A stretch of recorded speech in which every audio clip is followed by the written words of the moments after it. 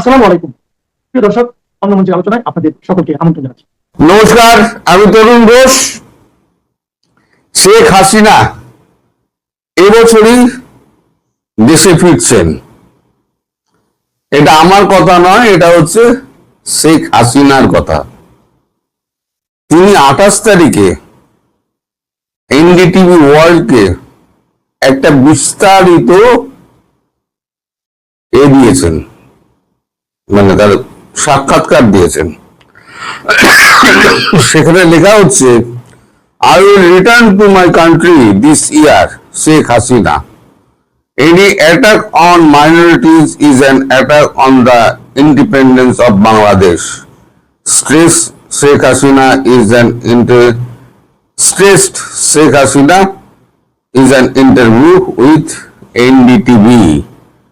ভালো করে ডেটটা দেখে নিন। ডেটটা হচ্ছে 28 জুন 13:45 2026।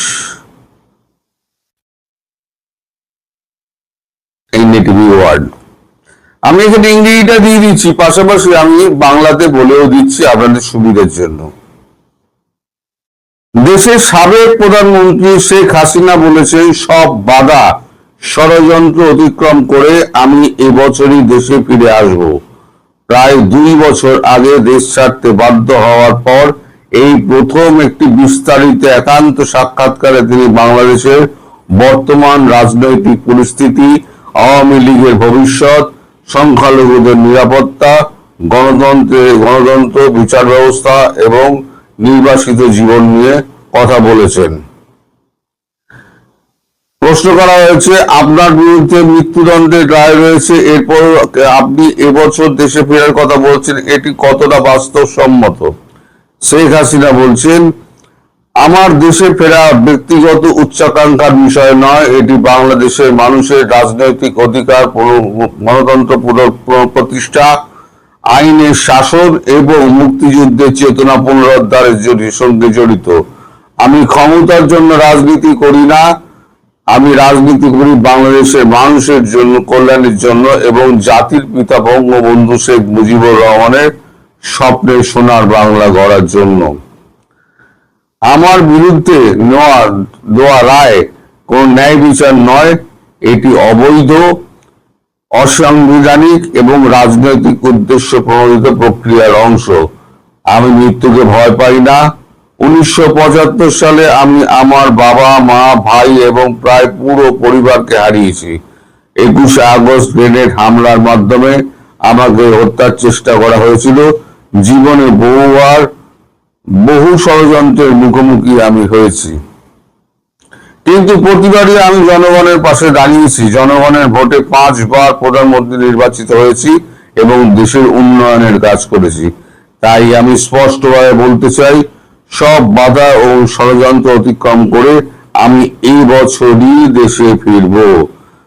প্রশ্ন, অনেকে মনে করেছেন আওয়ামী লীগ আবার জনসমর্থন ফিরে পাচ্ছে, দলটি রাজনৈতিকভাবে ঘুরে দাঁড়াতে পারবে? শেখ হাসিনা বলছেন, আওয়ামী লীগ কোনো কাগজের সংগঠন নয়, এটি বাংলার মাটি, মানুষ, ইতিহাস এবং বাঙালি জাতিসত্তার সঙ্গে গভীরভাবে যুক্ত এবং রাজনৈতিক শক্তি। ৭৭ বছরের ইতিহাসে আওয়ামী লীগ বহুবার হামলার শিকার হয়েছে, রক্ত দিয়েছে, নিষিদ্ধ হয়েছে, কিন্তু প্রতিবারই জনগণের শক্তিতে আবার ফিরে এসছে। আওয়ামী লীগের পুনরুত্থান কোনো কারো ব্যর্থতার উপর নির্ভর করে না, জনগণই আমাদের শক্তি। বর্তমান সরকারের আমলে দেশে গণতন্ত্র নেই, আইনের শাসন নেই, নিরাপত্তা নেই, অর্থনীতি দুর্বল হয়ে গিয়েছে, সংখ্যালঘুরা আক্রান্ত হচ্ছে এবং উগ্রবাদ বাড়ছে। আওয়ামী লীগের নেতা কর্মীরা ভয়াবহ নির্যাতনের শিকার হচ্ছেন, কিন্তু জনগণ অতীত এবং বর্তমানের পার্থক্য বুঝতে পারছে এখন। প্রশ্ন, দল নিষিদ্ধ, হাজার হাজার মামলা রয়েছে, এই অবস্থা আওয়ামী লীগের রাজনৈতিক পুনরুদ্ধার কতটা সম্ভব? শেখ হাসিনা বলছেন, আওয়ামী লীগের ভবিষ্যৎ কোন সরকারের দয়ার উপর নির্ভর করে না, জনগণের উপর নির্ভর করে। নিষেধাজ্ঞা দিয়ে দলীয় কার্যালয় বন্ধ করে দেওয়া যেতে পারে, রাজনৈতিক কর্মকাণ্ড সাময়িকভাবে দমন করা যেতে পারে, কিন্তু মানুষের হৃদয় থেকে আওয়ামী লীগকে মুছে ফেলা যাবে না। দেশের বিভিন্ন এলাকায় বিভিন্ন আওয়ামী লীগের সমর্থনে মিছিল হচ্ছে, সাধারণ মানুষও স্বতঃস্ফূর্তভাবে অংশ নিচ্ছে। সরকার নিজেই আওয়ামী লীগের সাংগঠনিক শক্তিকে ভয় পাচ্ছে। তাই প্রতিষ্ঠাবার্ষিকী কর্মসূচি ঠেকাতে সেনাবাহিনী, বিজিপি, পুলিশ মোতায়েন করা হয়েছিল। আমার বিশ্বাস জনগণের শক্তিতে আওয়ামী লীগ আবার ঘুরে দাঁড়াবে। প্রশ্ন করা হয়, আপনি বলেছেন বাংলাদেশ তার মূল আদর্শ থেকে সরে গিয়ে পাকিস্তানের মতো পথে যাচ্ছে, কি বোঝাতে চেয়েছেন? শেখ হাসিনা বাংলাদেশ জন্ম নিয়েছিল সামরিক শাসন, বৈষম্য, সাম্প্রদায়িক গণতন্ত্রহীনতার বিরুদ্ধে সংগ্রামের মাধ্যমে। বঙ্গবন্ধুর নেতৃত্বে রাষ্ট্রের স্বাধীন ভিত্তি ছিল জাতীয়তাবাদ, গণতন্ত্র, সামাজিক ন্যায় বিচার, ধর্মনিরপেক্ষতা, এসবের ওপর। 5 আগস্টের পর মুক্তিযুদ্ধের চেতনার উপরে আক্রমণ হয়েছে বলে আমি মনে করি। মুক্তিযোদ্ধাদের অপমান করা হয়েছে, মুক্তিযুদ্ধের স্মৃতিচিহ্ন ভাঙচুর হয়েছে, জয় বাংলা স্লোগানকে অপরাধ হিসেবে দেখা হয়েছে, সংখ্যালঘুদের উপর হামলা হয়েছে, মন্দির ভাঙচুর হয়েছে, উগ্রবাদের বিস্তার হয়েছে।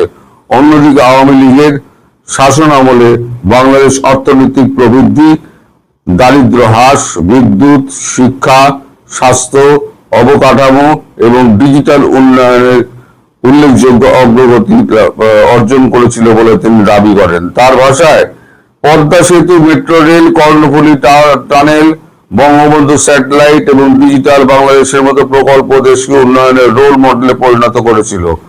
প্রশ্ন, বিএনপির সঙ্গে গোপন সমঝোতার কোন আলোচনা চলছে কি? শেখ হাসিনা এসব গুজব।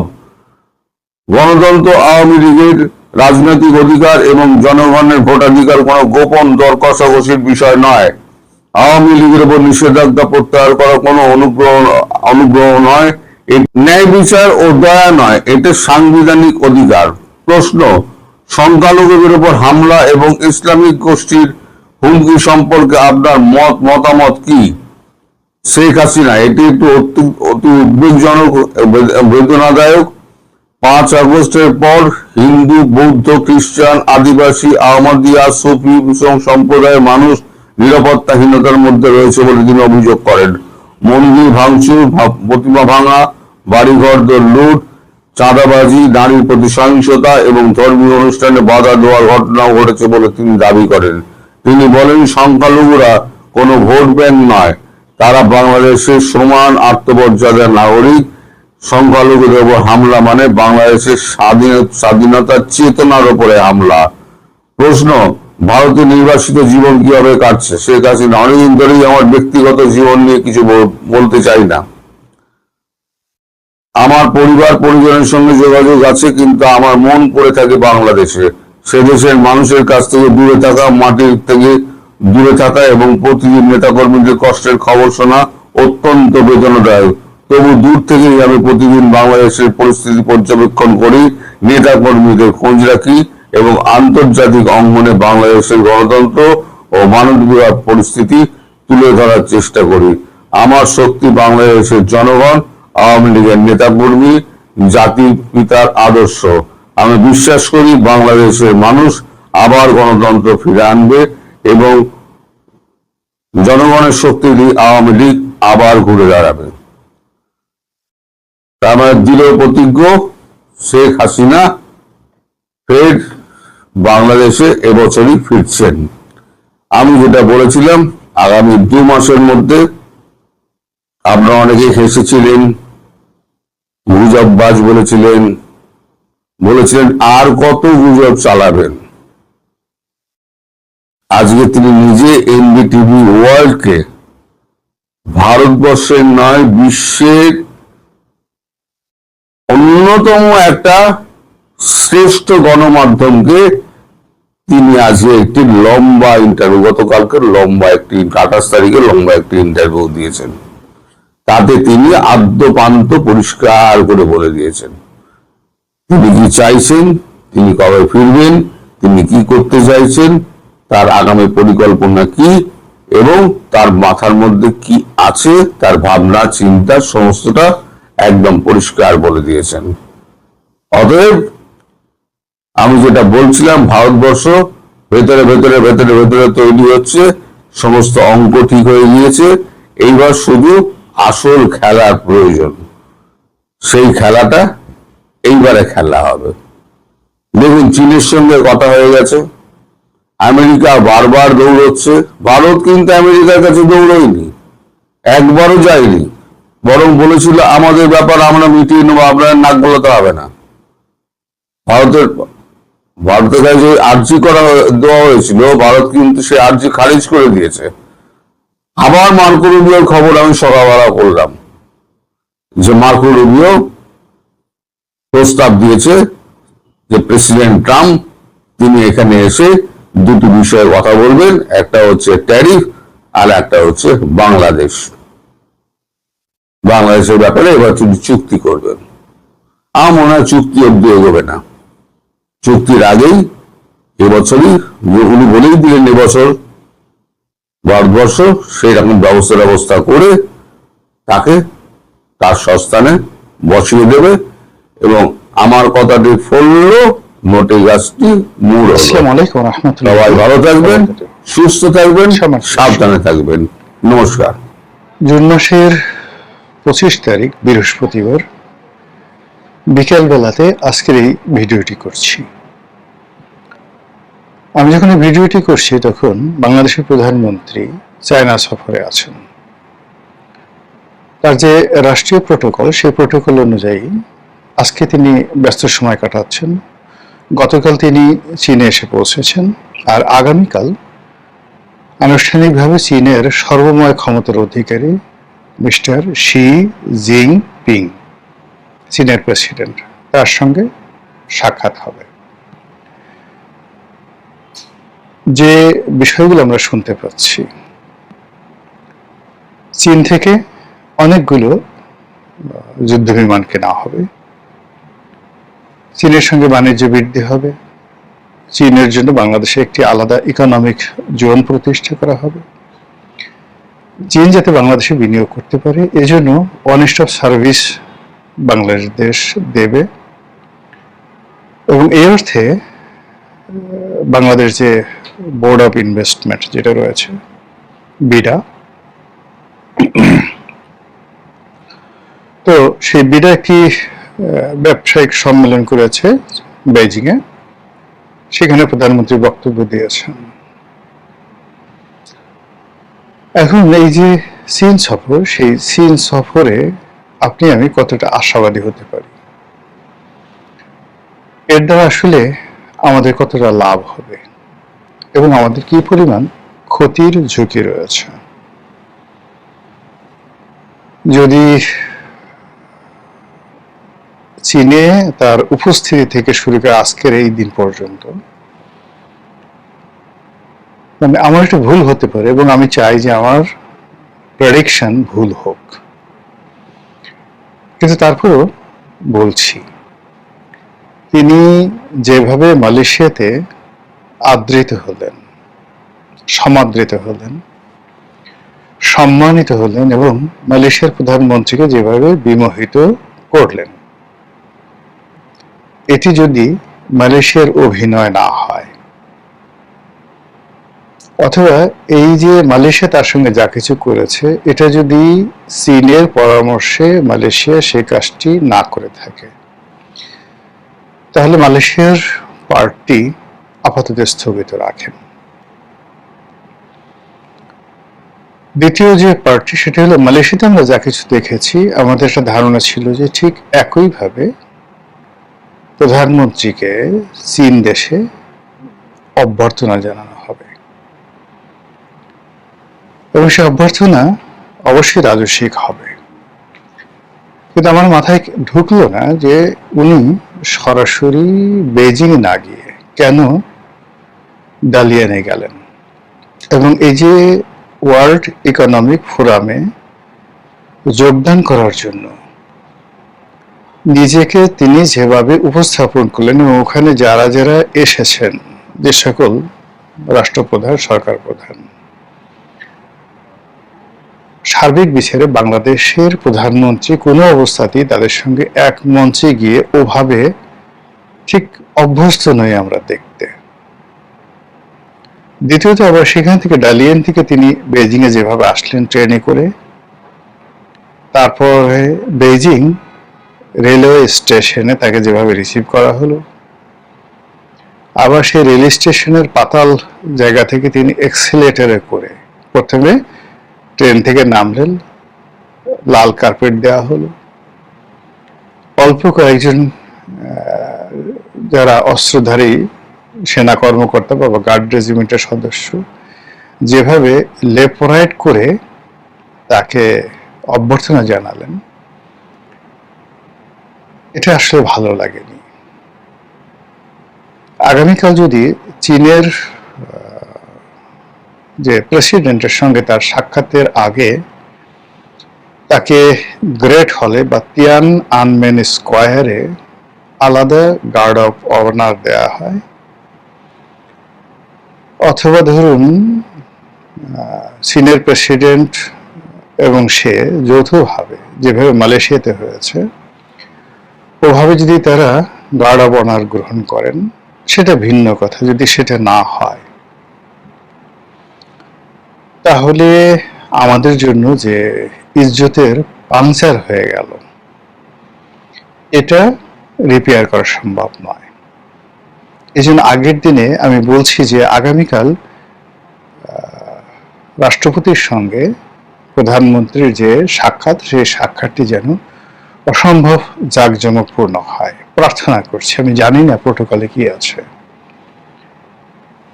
কিন্তু সেটা যদি না হয় যে ঠিক আছে উনি ওনার হোটেল থেকে বা রাষ্ট্রীয়, উনি যেটাতে আছেন এখন রাষ্ট্রীয় অতিথি ভবন আছেন, সেই রাষ্ট্রীয় অতিথি ভবন থেকে যদি তাকে সেই মোটর শোভাযাত্রা সহকারে গার্ড অফ অনার দিয়ে তারপরে প্রেসিডেন্টের সঙ্গে বৈঠকের ব্যবস্থা করা হয়, এটা হবে এক ধরনের রাষ্ট্রাচার। আর যদি সরাসরি তিনি বৈঠক রুমে ঢুকেন, এবং সেই বৈঠকের ছবি আমরা দেখলাম না, যেভাবে সর্বশেষ বৈঠক শেখ হাসিনার সঙ্গে হয়েছে, জাস্ট হালকা একটু ছবি আমরা দেখেছি, তাহলে আমাদের কপালে অনেক দুর্ভোগ আছে।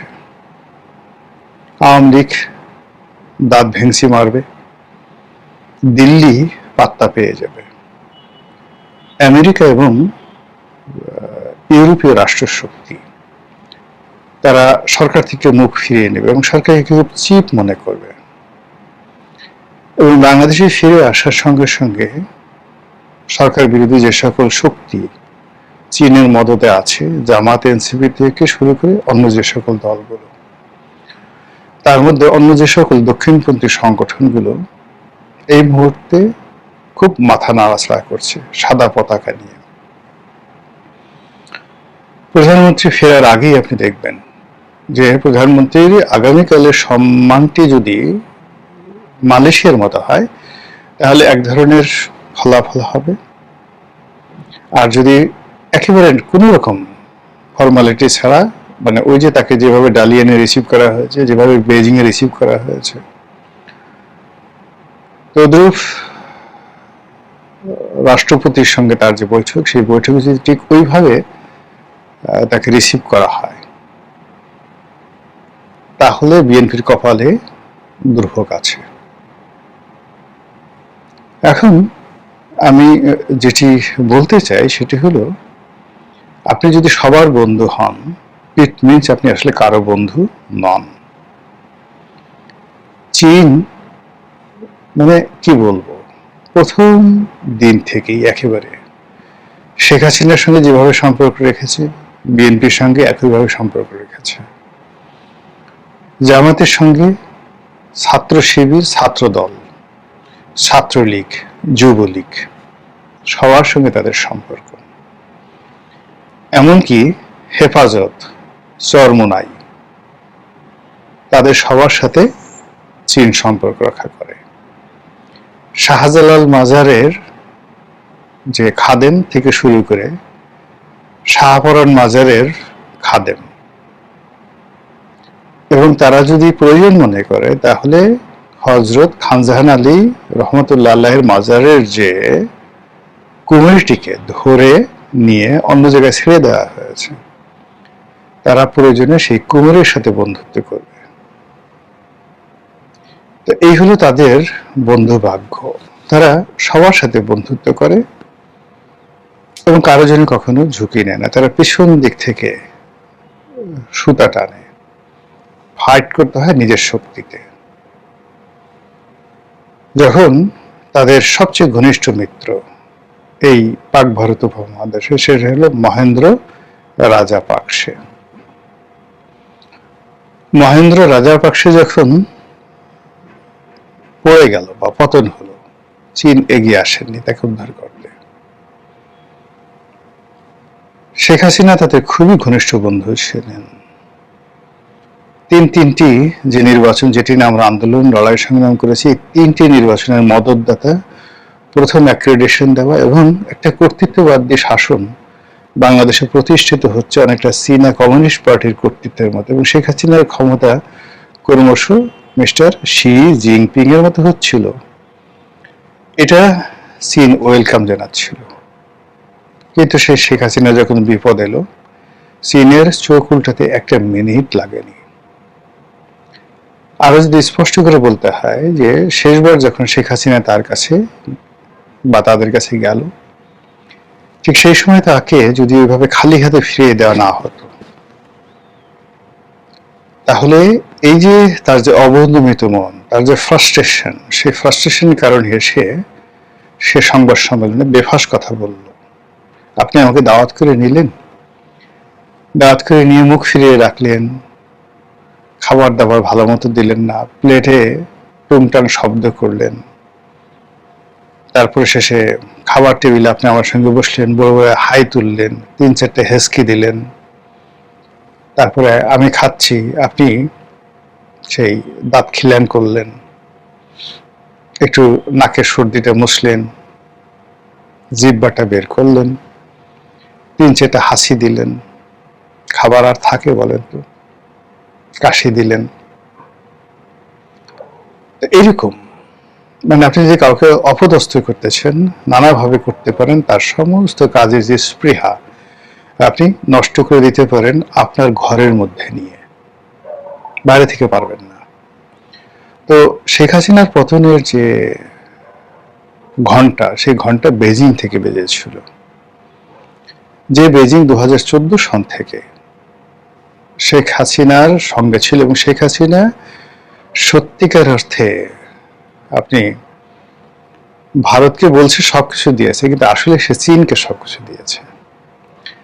আপনি যদি 2014 সনে চীনের সঙ্গে বাংলাদেশের বাণিজ্য দেখেন আর চীনের সঙ্গে ভারতের বাণিজ্য দেখেন, সেখানে দেখবেন যে চীনের সঙ্গে তখন আমদানিতে ভারত ছিল 1 নম্বর 2014 সনে। আর 10 বছরের ব্যবধানে ভারত থেকে আমরা যে আমদানি করি তার প্রায় 2.5 গুণ আমদানি আমরা করছি চীন থেকে। চীন থেকে যে পরিমাণ অর্থ নেওয়া হয়েছে, যে ধরনের প্রকল্প দেওয়া হয়েছে, যে ধরনের কাজ কর্ম চীনকে দেওয়া হয়েছে, তার 10 ভাগের 1 ভাগ কাজও ভারতে কাউকে দেওয়া হয়নি। কিন্তু সেই চীন শেখ হাসিনাকে উস্কে দিয়েছে, শেখ হাসিনা হাতকে দুর্বল করেছে, তাকে বন্ধু আমার জাদু জানে ওই ধরনের কথা গান না বাজিয়ে কানের কাছে সারাক্ষণ বলেছে। আর তাদের সেই প্রলোভনে পড়ে শেখ হাসিনা প্রায়ই উড়াল দেওয়ার চেষ্টা করেছেন, প্রায়ই দিল্লিকে অস্বীকার করার চেষ্টা করেছেন, প্রায়ই আমেরিকা, এই যে আমেরিকার সঙ্গে সে যে ব্যবহারটা করেছেন শেখ হাসিনা, পুরোটাই চীনের উপর ভরসা করে। তো মানে হিন্দিতে একটা কথা আছে, আখি আছে গুলিয়ে মারো। মানে চোখ আপনি যদি পিটপিট করেন, কারো দিকে তাকেন, চোখ মারেন, কথা বলছেন, পেছন থেকে ধরেন একজন অর্ধেক প্রেম চলছে একজনের সাথে, এসে অনেক সুন্দরী একটা মেয়ে হঠাৎ করে আপনাকে একটা চোখ টিপ মারলো, আপনি বর্তমান প্রেমটা ছেড়ে দিয়ে তার দিকে আসলেন, এসে যাওয়ার পর সে আপনাকে গালের উপর চটাং করে একটা থাপ্পড় দিয়ে বসলো। শেখ হাসিনার ক্ষেত্রে ঠিক ওইরকম একটা ঘটনা ঘটেছিল। তারেক রহমান সাহেবের এখন যে বাস্তব অবস্থা, এই বাস্তব অবস্থায় তার আসলে কি করণীয়? তার কি করা উচিত? যদি সত্যিকার অর্থে কেউ তাকে ভালোবাসে, ধৈর্য সহকারে তাকে সে ব্যাপারে বুদ্ধি দেওয়া, পরামর্শ দেওয়া উচিত। চীন যদি এখন তারেক রহমান সাহেবের উপর যে কোনো একটা বিষয় চাপিয়ে দেওয়ার চেষ্টা করে, এনিথিং লাইক যুদ্ধ বিমান কেন, লালমনিরহাটে সেই সামরিক যে এয়ারপোর্ট এটা তৈরি করো, উত্তরবঙ্গে হাসপাতাল করো, তিস্তা ব্যারেজের নিয়ে কথা বলো, বাংলাদেশে ভারতের জন্য নানা রকম প্রতিবন্ধকতা তৈরি করো, এটা জনাব তারেক রহমান সাহেব এফোর্ড করতে পারবেন না, আমরাও এফোর্ড করতে পারবো না। এবং এই যে ডালিয়ান থেকে নামার পর্যন্ত আজকে এই সময়টা পর্যন্ত ইন্টারনেটে যারা একটু যাকে বলা হয় খেয়াল রাখেন, তারা দুই ধরনের মেসেজ খুব লেনদেন করছেন। এক নম্বর হলো প্রধানমন্ত্রী সেখানে গেছেন, উল্লেখযোগ্য দেখার মতো প্রেজেন্ট করার মতো কোনো ভালো ছবি আমরা পাচ্ছি না, যেটা মালয়েশিয়াতে আমরা পেয়েছিলাম। দুই নম্বর হলো যে তারেক রহমান সাহেবের অবর্তমানে বাংলাদেশে কি হচ্ছে, পার্লামেন্টে কি হচ্ছে, পার্লামেন্টের বাইরে কি হচ্ছে, শাহবাগে কি হচ্ছে, রাস্তাঘাটে কি হচ্ছে, পথে প্রান্তরে কি হচ্ছে, এর বাইরে যেটি হচ্ছে মানে ওই যে সাদা পতাকাধারী কলমে লেখা অসংখ্য মিছিল, গাড়ি এবং মোটরসাইকেলের যে বহরের যে দৌড়াদৌড়ি, এটি যেভাবে প্রদর্শিত হচ্ছে তাতে করে মনে হয় কোনো একটা ডেঞ্জার মানে আহ্বান করা হচ্ছে, কোনো একটা বিপদের জন্য বাংলার জমিনকে উন্মুক্ত করে দেওয়া হচ্ছে, কোনো একটা বিপত্তির জন্য বোধহয় আমরা অপেক্ষা করছি। সেই অবস্থাতে চীনের যে মতিগতি, আর্ট অ্যান্ড অ্যাটিটিউড এবং চীনের যে চিন্তা চেতনা, তাদের যে ভাবভঙ্গি towards the prime ministers of Bangladesh, এটা আপনাদের ভালো লাগতে পারে, কিন্তু এখন পর্যন্ত কালকে বললাম যে কালকে যদি খুব ভালো কিছু ঘটে আলহামদুলিল্লাহ, কিন্তু আজকের দিন পর্যন্ত যা দেখছি, শিখছেন যা বলছে, তাতে ভালো হওয়ার সম্ভাবনা কতটুকু একমাত্র আল্লাহ জানেন, আমি বলতে পারবো না। মহান আল্লাহ আমাদের সবাইকে হেদায়েত দান করুন, হেফাজত করুন। আসসালামু আলাইকুম ওয়া রাহমাতুল্লাহি ওয়া বারাকাতুহু।